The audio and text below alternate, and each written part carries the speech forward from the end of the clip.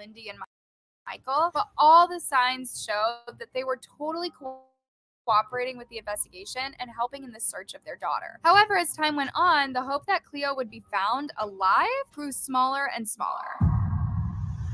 It's a known fact that the first 24 hours of a missing person investigation is the most important, since after that window closes, the victim's chance of survival drops by a lot. With her being so young, people started trying to accept that maybe Cleo wasn't coming home. Even more so when homicide investigators joined the case. Despite that, the search continued. Ellie and Jake issued an emotional appeal for any information, expressing their love for Cleo and how much they wanted her home safe. Cleo was born 8 weeks early. She was premature and she's been strong from the day she was born, so I know she can get through whatever she's going through. And then on November 2nd, something changed. The investigators finally got a lead on the case. They didn't tell anyone what it was or how helpful it could be. Still, it started to give people hope again. By now, a lot of people were invested in Cleo's disappearance and were hopeful that she'd be found, especially for the sake of her worried parents. The next day, the most unexpected news broke. Cleo had been found, and she was alive.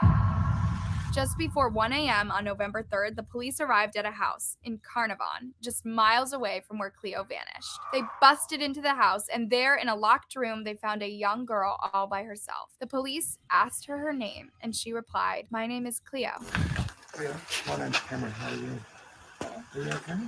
We're going to take you to see your mummy and daddy, okay? Everybody was totally shocked by this news. I mean, I remember seeing it on the news and being totally speechless, but also just so happy that this was the outcome. Cleo was taken to the hospital where she was reunited with her family and allowed to go home after only a few hours. This was even more of a relief, knowing that she hadn't been seriously harmed in the 18 days she'd been trapped in that house. Now the question became, who had taken Cleo? And why? Well, luckily, the police had the answer to at least one of those questions.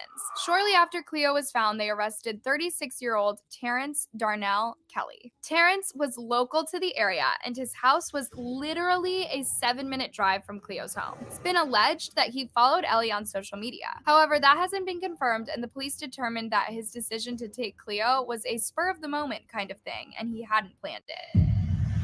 Police began to suspect him after a neighbor reported suspicious behavior to the police. Terrence was known as a loner, and one day when his neighbors saw him unpacking diapers from his car, they got a weird feeling. It's so lucky that they thought to report this to the cops. Otherwise, who knows how long it would have taken for them to find Cleo. Once he was identified, everyone wanted to know exactly who Terrence is and why he took Cleo. We're not certain for sure, but information has come out that might point to an explanation. It emerged that Terrence has an obsession with Bratz doll and frequently posted about them under the username Bratz DeLuca. He had a huge collection of dolls in his house, and from the way he spoke about them online, it was like he considered them his friends. A lot of people think he took Cleo because he wanted a real-life doll of his own. Cleo is tiny and probably enjoys playing with dolls too. Maybe he figured he could keep her in his house like one of his Bratz dolls, dress her up, and play games. Something that most people agree on is that it's likely that Terrence has some kind of mental illness. One user on Reddit described how their brother is kind of similar in the sense that he too has a fascination with dolls. The user said their brother was adopted as a baby and has a pretty low IQ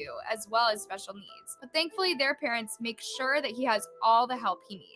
If Terrence didn't have that kind of support growing up, that could be how he landed here today. Regardless of that, he should face some kind of punishment for what he did to Cleo and her family. It's never okay to do something like this to another person, let alone someone as young and as vulnerable as Cleo. It's just lucky that the authorities found out when they did, because there's no telling how things would have ended if they didn't. This case is still pretty new, so right now Terrence hasn't been convicted of anything and he's still in jail, waiting for his day in court. Personally, I'm just so relieved for Cleo's family that they have their daughter home again, safe and sound. What do you guys think of this case? If it hadn't been for that tip-off from Terrence's neighbors, do you think Cleo would have been found? Let me know your thoughts down in the comments below.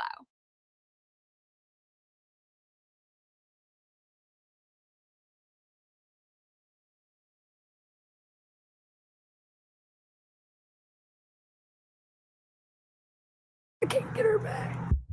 I want her back in my arms. This is not fair.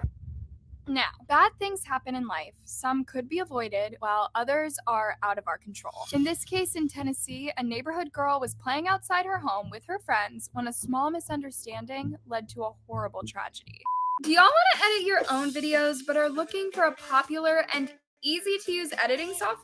Well, today I'm going to be telling you about Wondershare Filmora 10, a really amazing editor that I've been using to edit all my own videos. Wondershare Filmora is so good for both beginners and experienced editors, including preset templates like effects, filters, transitions, and even a bunch of royalty-free music that you can use on YouTube and never have to worry about those scary copyright claims. Filmora just released their newest version, which includes new features like auto reframe and audio effects. Let me show you how. First, drag and drop a clip onto the editing track and then go onto the audio feature and hit the phone call effect. Now it sounds like I'm having a phone call with my besties. If you want to start creating content but don't know where to start, I definitely recommend downloading Wondershare Filmora 10 with the link in my description. And you can try it for free for 10 whole days. Let's dive in. Michaela Rebecca Dyer was born on September 13th, 2007, to Tony and Latasha Dyer. She was the youngest of 3 and lived with her mom and siblings in a mobile home park in White Pine, Tennessee. White Pine is a small rural town with just over 2,000 residents. Everyone knows each other and the young ones play together frequently. Michaela was described as a quiet and polite little girl who loved playing in the dirt and wearing plastic tiaras. She was in 3rd grade at White Pine Elementary School and performed well in class. Just like many girls her age, Michaela's favorite movie was Frozen. She would watch it all the time and even knew all the words by heart. She especially loved Queen Elsa and always wanted to look and dress like her, with a blue sparkling dress and a tiara. Next to Michaela's home, a boy by the name of Benjamin Tiller. He had 5 siblings and attended the same school as Michaela, though he was in 5th grade. On the Saturday evening of October 3rd, 2015, Michaela, her sister, and another girl were playing out in the yard near Benjamin's house. Benjamin was watching them through his bedroom window as his parents watched a high school football game in the other room. Michaela had celebrated her birthday just a couple of weeks before and had been given a puppy as a birthday present. So on this day, Benjamin asked Michaela if he could see her puppy, but Michaela refused. Benjamin then said that he'd be right back and disappeared inside the house.